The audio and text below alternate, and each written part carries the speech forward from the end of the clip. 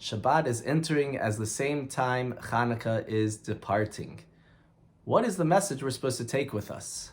You know, Chanukah and Purim are two rabbinic holidays. They were brought on by the sages. They're not listed in the Torah at all. Whereas Pesach, Shavuot, Sukkot, Rosh Hashanah, and Yom Kippur, they're all listed in the Torah. They're biblical holidays. Chanukah is not. So why do we have Chanukah as a holiday anyways? The answer, say some of the commentators, is we need the inspiration for the rest of our year that Chanukah provides. What is the message? What is the message we're supposed to be taking with us from Chanukah? What do we learn from the holiday? What's the idea that we're supposed to incorporate into our daily lives? You know, there's a major question on Chanukah. The most commonly asked question, and they have a book on this, 101 answers to this question, is how come Chanukah is 8 days long? It should only be 7 days. If you think about it, there was 7 days of miracles because the Kohanim, the Jews in the Beit HaMikdash, in the temple, they found one jug of oil. And that jug of oil would last one whole day. So if that jug of oil lasts one day, there's only 7 other days of Chanukah that are miracles. So that first day wasn't a miracle at all. If so, why do we celebrate Chanukah as 8 days? Why not celebrate 7 days? So there are a number of answers to this. One answer, very good answer, is that really the first day is a miracle also, because that canister should have been completely consumed the first day, but it was really only 1/8 consumed. Similarly, the second day, the third day, the fourth day, fifth day, and so on, only 1/8 of the canister was consumed. So that's a miracle even in the first day. That's one answer to the question. A more profound answer that I heard to the question is like this. Really, the first day was completely natural. The canister went down all the way, it was completely consumed, and the other 7 days were all miraculous. If so, why are we celebrating Chanukah as 8 days? It should only be a 7-day holiday.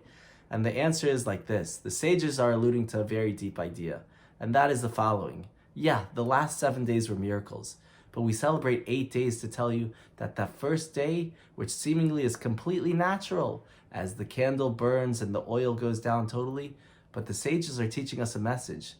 That natural occurrence is a miracle also. And in our daily lives, the same thing is true.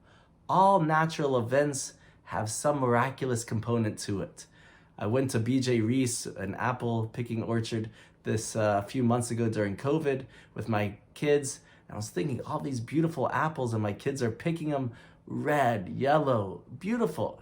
How miraculous does it get? It's completely miraculous. God gave us such a gift, these apples growing on a tree. What a gift, what a miracle. And the sages tell us further. They tell us that the word soul, neshama, sounds a lot like nishima. Nishima in Hebrew means breath. And the sages tell us that every breath we take is also a miracle. And that's the message to take away this Chanukah, is that everything in our daily lives, from the use of our hands, all of our, how the way our body works, everything in our daily lives, they look natural and they are natural. But the sages tell us you have to think about Chanukah, that just like the first day wasn't a miracle, but the sages tell us, but everything's a miracle. Even the natural world that we see is also miraculous. That's also what we need to incorporate into our daily lives and realize that everything, our entire life, everything that we live, every breath we take, it's all a miracle. And that's what the sages are telling us. The sages tell us that Chanukah was the last holiday. It was the last holiday that we celebrate as the Jewish people. It was in the third exile, and it was right before the second Beit HaMikdash, the second temple was destroyed, and we made it as a holiday, as the last holiday, to teach us that miracles exist. That's the message that the sages wanted to tell us. But if you say, but I don't see any miracles, so the sages are telling us something different. Even in what we don't think is a miracle, that's miraculous also. So I ask you all, and take this message with you. Please take the message of the fact that in our daily lives, everything is miraculous. But more so, I ask you this question. Do you believe in miracles?